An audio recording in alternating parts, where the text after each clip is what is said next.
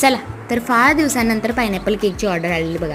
नाहीतर मग अशी फालुदा, चॉकलेट आणि बटरस्कॉच हेच चालत होतं बघा ऑर्डरमध्ये.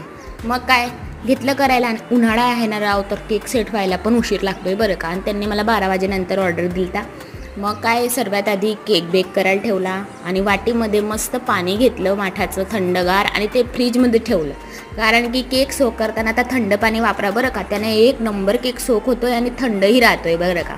मस्त क्रीम मेल्ट करून घेतलं, त्याला बीट करून घेतलं, पूर्ण केकची छान अशी आयसिंग करून घेतली आणि पायनॅपल क्रशचा यूज करून मस्त पूर्ण केकची आयसिंग केलेली बरं का. असलं ते खातील तर त्यांना असं वाटेल की पायनॅपल खातोय की काय. आणि हो, त्यांचा रिव्ह्यू आला खूप छान लागलेला केक. हां, नंतर मग काय मस्त न्यूट्रल जेलने पूर्ण केकला कवर केलं आणि न्यूट्रल जेलमध्ये येल्लो कलर आणि थोडासा पायनॅपल क्रश पण ॲड केला आहे बरं का. त्यानंतर काय डिझाईन करून घेतली, चॉकलेट गार्निशिंग लावली, केक कंप्लीट केला आणि त्यांना दिला आणि त्यांना खूप आवडला.